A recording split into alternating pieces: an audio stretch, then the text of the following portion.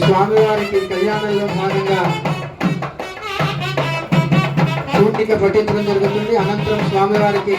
నూతన వస్త్రజయాలు పట్టు వస్త్రాలు సమర్పించడం జరుగుతుంది. ముందుగా మీరు పట్టుకుంటారు చూర్ణిక సమర్పించడం జరుగుతుంది. హరి ఓం స్వస్త్యాష్టిశీతేతి సహస్రాణం చతుర్దశ భువనానాం అనేక కోటి బ్రహ్మాండానాం ఇంద్రాద్యజ్ఞరైతి వరుణ వాయు కుబేర ఈశాన్య ఇష్టలోక ఫలకానాం అనంతవర కోటి సూర్య పయూఖ జ్వాద్వల్యమాన ప్రకాశమాన నారాయణ పాదారవింద సందోహానాం త్రయత్రింశత్ కోటి దేవతానాం పరాశరాత్రే అగస్త్యపమని చ వామదేవ నారద జాబాలి వశిష్ఠ గౌతమ స్తంభ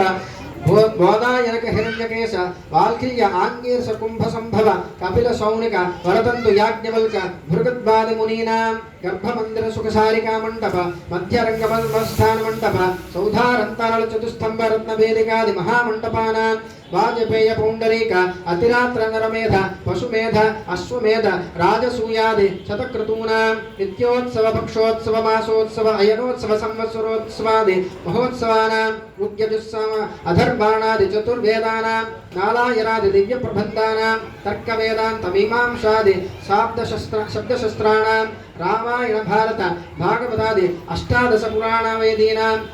కనకరత్నమౌక్తిక దుకూల విచిత్రాంబర వలయాంగద చందన కుంకుమ గౌరోజన కర్పూర తాంబూల ఫలాది అనేక శోభన ద్రవ్యాణాం భగవత్పుణ్యాః వాచన అంకురారోపణ వాస్తుహోమ భేరీతాడన యాగోపకరణ కుంభస్థాపన దేవతాహ్వాన విద్యావహరోహణ నిర్భయాన మహాపుష్పయాగానీనాం అస్య శ్రీ పాంచరాత్ర ద్వాదశ లక్ష